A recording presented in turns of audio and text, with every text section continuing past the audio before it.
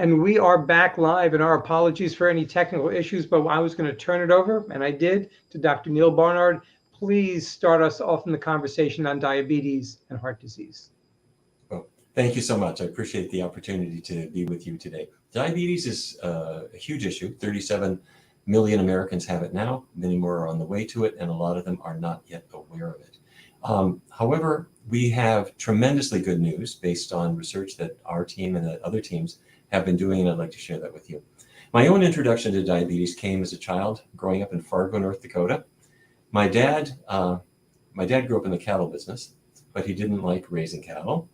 And he left that and went to medical school, and he became the diabetes expert for that all of eastern North Dakota and western Minnesota.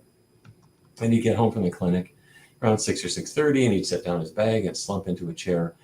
And I never once heard my father say that anyone with diabetes ever got better. And that is because they didn't understand the cause. And they thought, well, you've got too much sugar in the blood.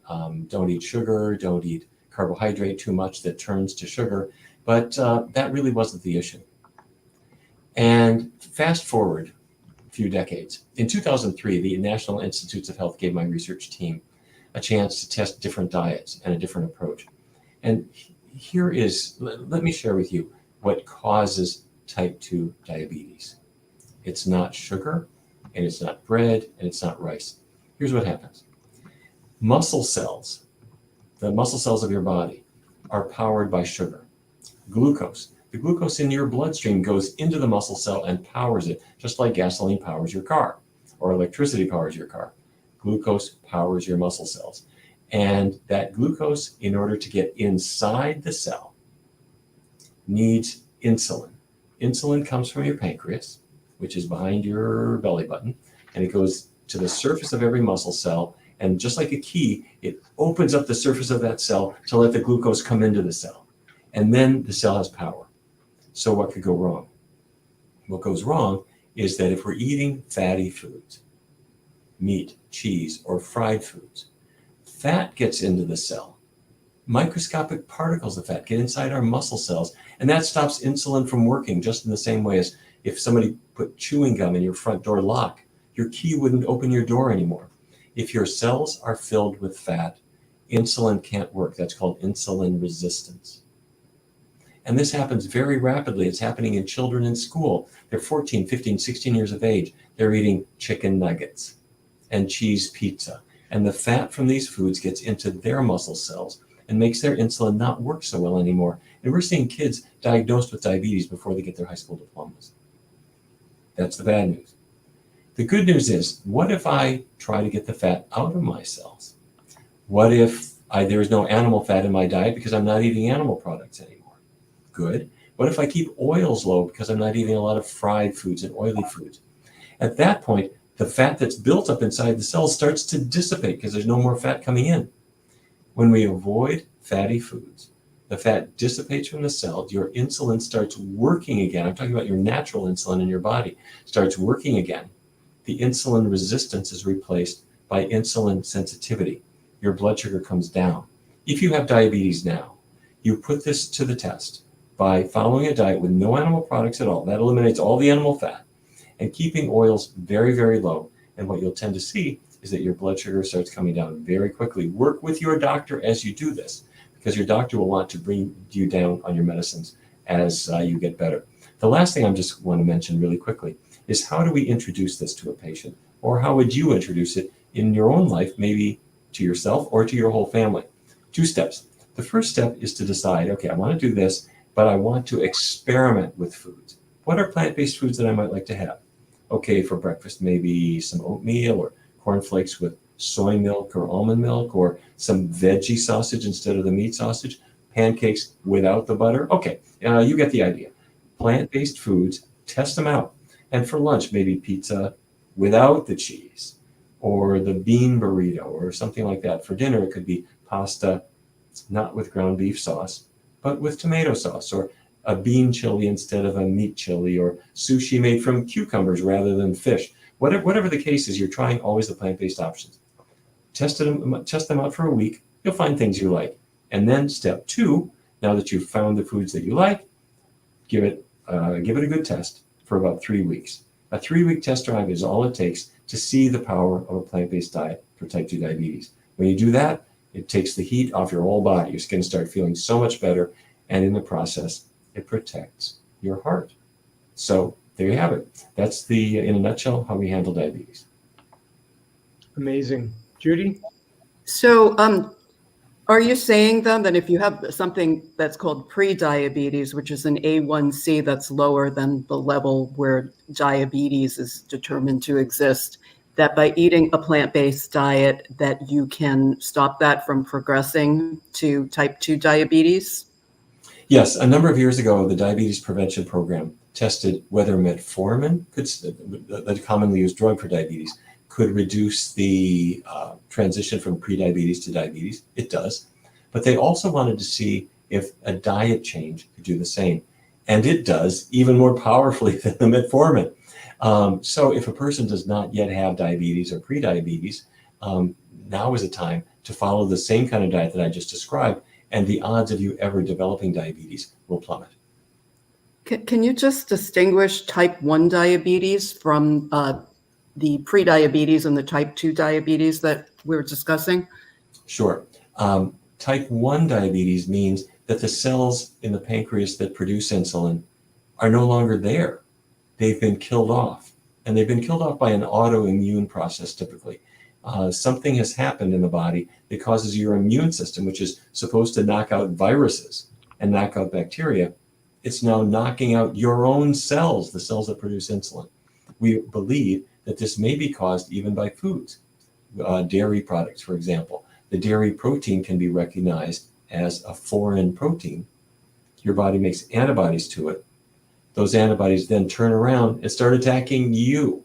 So there's ongoing research in this area, but we now believe that kids who are not exposed to dairy products at all are going to have a reduction in their risk of ever developing diabetes.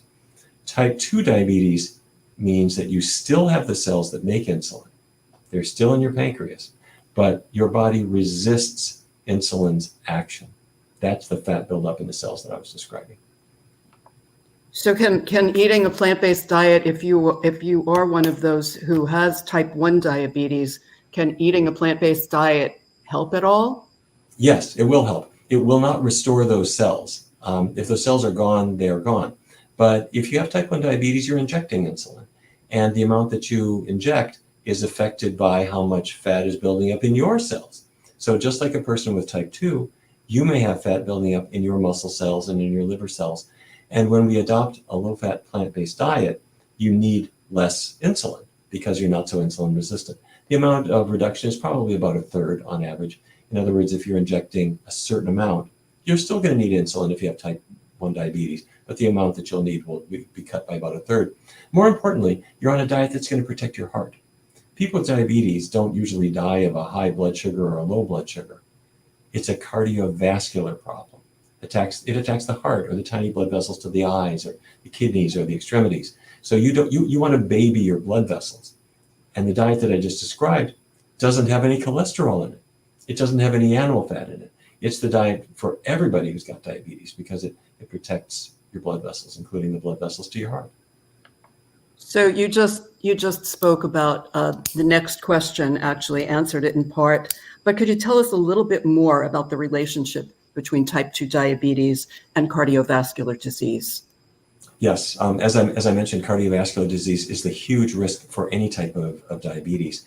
And this chronically elevated blood sugar attacks the lining of the blood vessels to your heart, the coronary arteries, or the carotids that go up to the brain, or the tiny little blood vessels that go to your kidneys, or the small blood vessels that go to your feet. You can develop damage to all of these blood vessels, leading to a heart attack or neuropathy in your feet, retinopathy in your eyes. So the answer is to do what we can to restore insulin sensitivity. When we do that, we don't have so much high blood sugar anymore. The sugar is not attacking your bloodstream so much. But we also want to avoid the cholesterol and the saturated fat that will also attack the your blood vessels independently. Mm-hmm. So, doctor, can foods cause and also help reverse the diabetes? Oh, yes, absolutely. I'm sorry to say that a lot of the foods that we grew up with are really the cause of the disease. Back a century ago when the USDA started tracking, the average American was not really eating a huge amount of cheese. 3.9 pounds per year was all we could get through per person. Well, today it's about 37 pounds of cheese per year, plus burgers and all kinds of things. People are eating really unhealthy things, packing a lot of fat on their plate.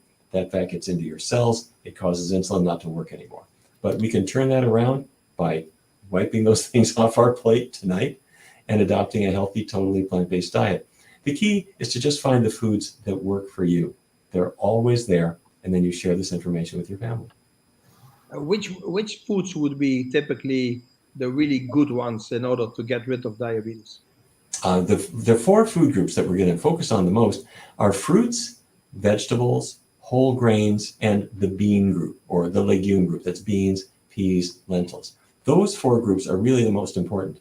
As you can imagine, they don't really have much of any fat in them. They have traces, but not very much. And so the fat will start coming out of your cells. And also, these foods have no animal fat. They don't have any cholesterol. So they are the perfect foods for protecting your blood vessels or even reversing artery blockages if you have artery blockages already. Do the same foods also help with heart disease? Oh, yes. Yes, absolutely. These are the foods that not only plant foods don't have cholesterol, and plant foods don't have very much of this bad fat, the saturated fat that elevates cholesterol. But let me make two exceptions here. One is coconut oil, one is palm oil. And there's a bit of a fad now to have coconut oil and things. I would avoid it completely. It's sort of the botanical version of butter. It will raise your cholesterol. That's true for coconut oil. It's true for palm oil. So you can put it in your hair or shine your shoes with it, but I wouldn't put it on your plate. So a plant-based diet is the ideal diet for a healthy heart. So to talk a little bit more about fat, is saturated fat what causes cholesterol for your LDL to rise pretty much? Is that one of the main causes of that? Yeah, it's the primary cause, in fact. So saturated fat is in animal products and also in the tropical oils that I mentioned. And when a person switches from beef to chicken, it doesn't help very much because even that skinless chicken breast is about 23% fat, or they'll have salmon. Well, Atlantic salmon is 40% fat. If it's Chinook salmon, it's over 50% fat, and a substantial amount of that is the saturated fat that will raise your cholesterol. Now, don't get me wrong, there are good fats in fish too, but it's not all good fat. There's plenty of bad fat there too. So on balance, fish is part of the problem, not part of the solution. Okay, so just to zone in on the healthy fats, if there are healthy fats, I know, omega-3s, and we need those, but can you just talk a little bit about how much fat we should be eating on a daily basis and where we should get it from? Okay, terrific question. There are only a couple of fats that the body actually needs, and they have technical names like alpha-linolenic acid and linoleic acid. This will not be on the test. But a lot of people think, well, maybe fish oil is good. Well, as I just mentioned, fish oil is a mix of good and bad fats. Your body needs only 2 or 3 or 4% of its calories to come from those good fats that I mentioned. And as a surprise, they are in plants naturally. If you take a sprig of broccoli, you don't think it would have any fat in it. Send it to a lab, and they'll say it's about 7 or 8% fat. Mostly these really good fats, virtually no saturated fat. So if you're eating vegetables, beans, fruits, you're going to get the traces of fat that you need naturally.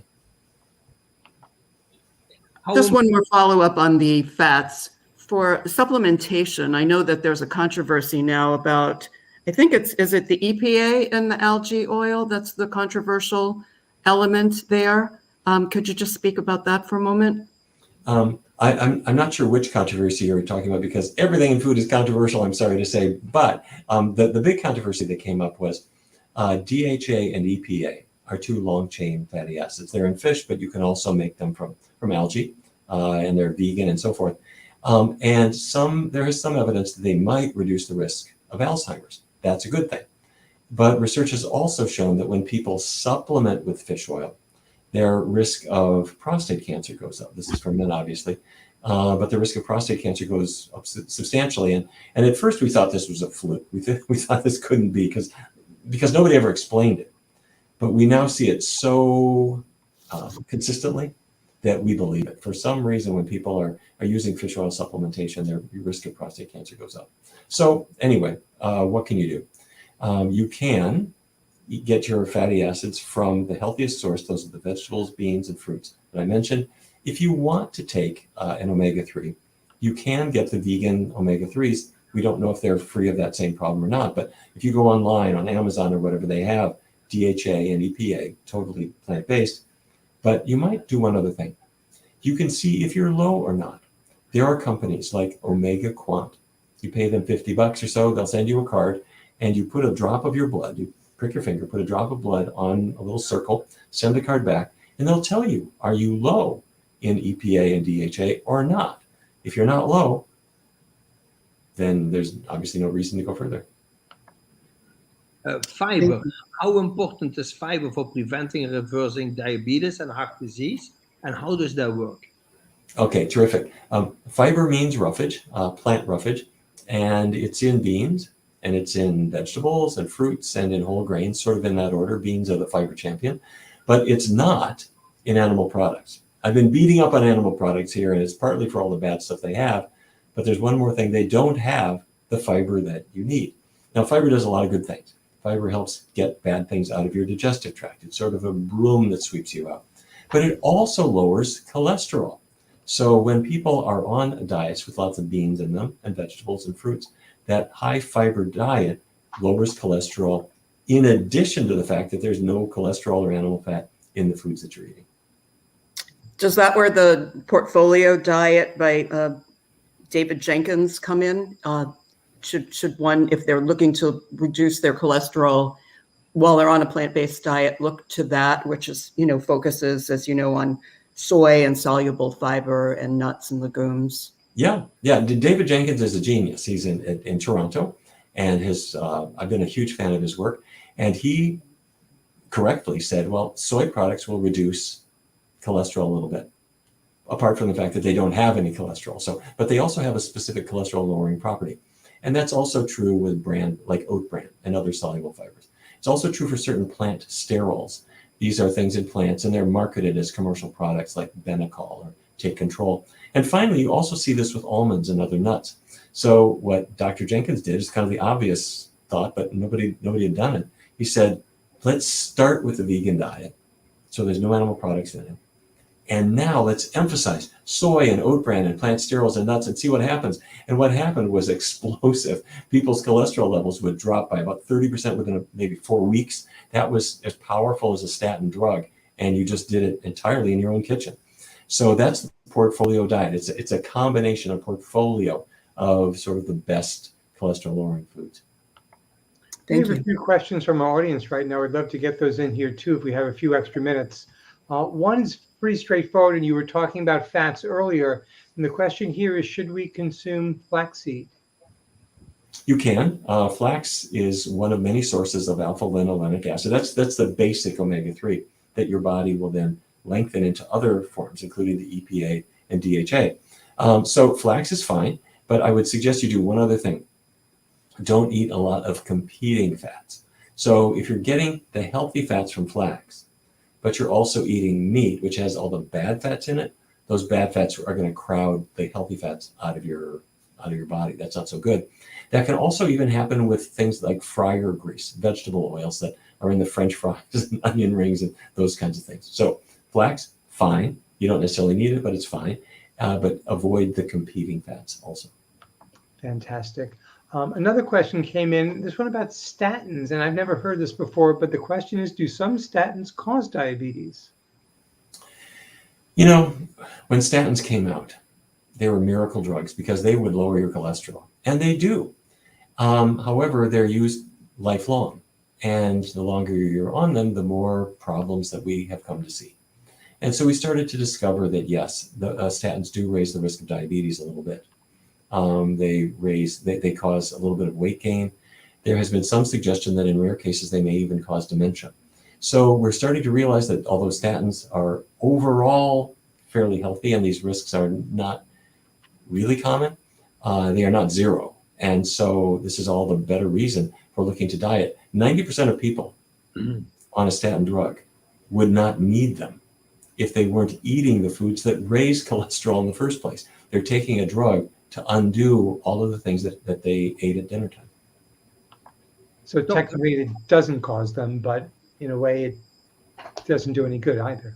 Statins do cause diabetes for some people, yes. They increase the risk of developing diabetes. That's one of the tragedies of it. Right. So this has led us to try to minimize their use. But don't get me wrong, for a person who's at high risk for heart disease, virtually every cardiologist in New York would say a statin on balance for you is going to be helpful. But let's always remember the cause of this. The cause of heart disease typically is the foods that we're eating. Now, that's not always the case. You can be on a perfect diet and you can still get heart disease. And there are other kinds of heart disease that don't relate to the atherosclerotic disease that we've been discussing today. Doctor, can calcification of the arteries be reversed? I don't think so. Calcification builds up, and I think it pretty much just stays there in the coronary arteries. Stay tuned, maybe that'll change. But what does happen is the important thing. If you have a little bit of calcification in your arteries, it will sit there and it'll probably do no harm for many people. But what you don't want to have is a plaque, which is like a little blister in the wall of the artery. And if that is young and unstable, it can break open. And when it breaks open, it causes a clot to form. And that's like a cork in your artery. If there's a calcification and it's old and it's just kind of embedded in a scar and it's not doing any harm, you don't need it to go away. Another question that came in, you were talking about coconuts and coconut oil not being good. So the question is it okay to use homemade coconut milk from the fresh coconut? If you want to use coconut milk to, pour it in your garden or something like that, anything other than drinking it or eating it, that'd be fine. But nothing else. Coconut oil is, go to the store, take a look at soy milk, take a look at rice milk, take a look at oat milk, and then compare coconut milk. Coconut milk, the fat, there's a lot of fat in it, and it's virtually all saturated fat. That's what you're drinking. There's a huge fad for it, which is hard to understand.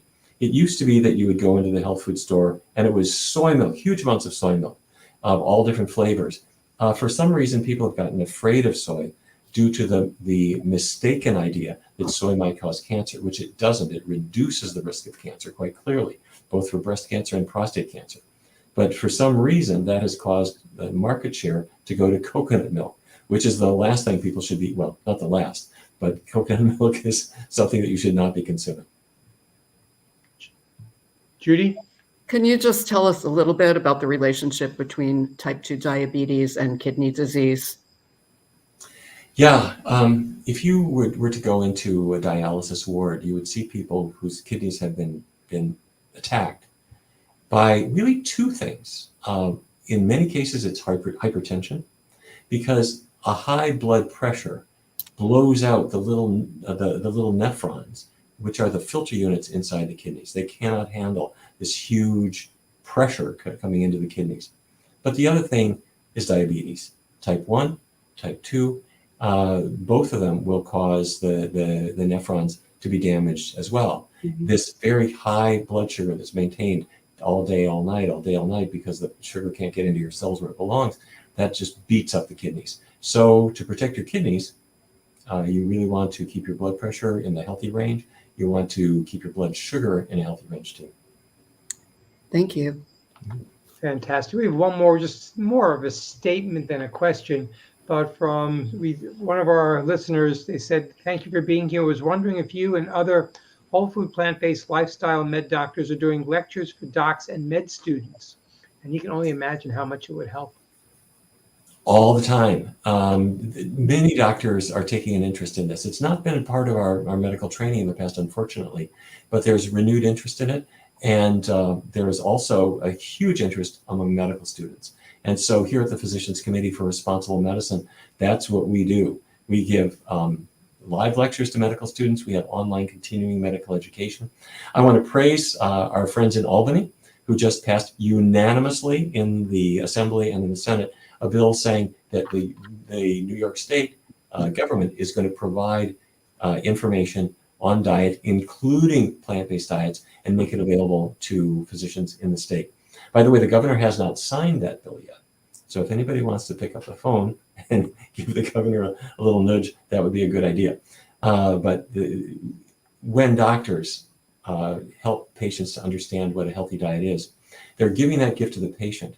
And unlike metformin or insulin, which you don't share with the rest of your family, hopefully, knowledge about nutrition is something you will share with your family. So you can not only tackle your own diabetes or heart disease, but you can help your family to perhaps prevent that disease and stop this from affecting the next generation.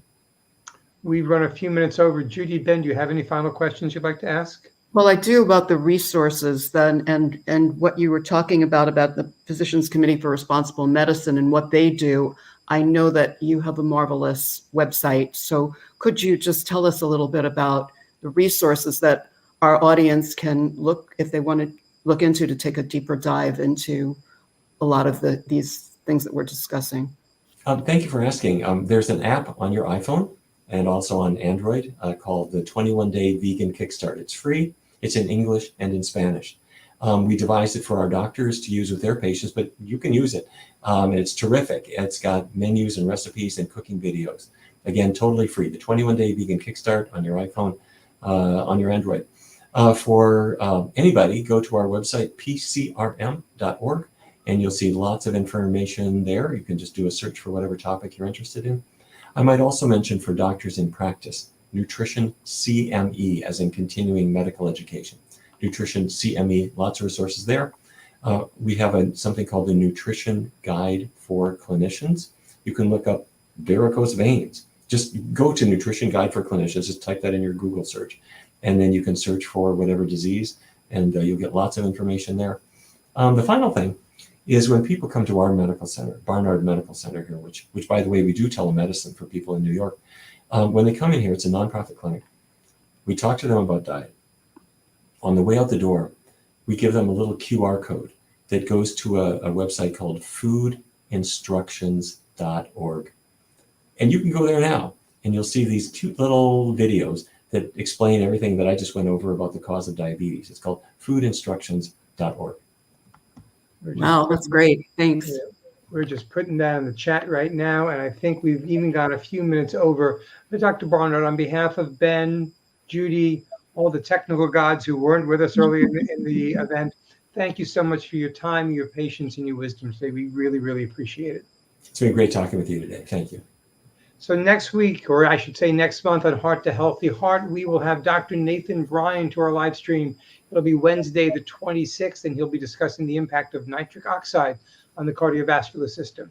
If you want to watch any of our episodes again, please go to our YouTube channel or our Facebook page, where we have them all the time.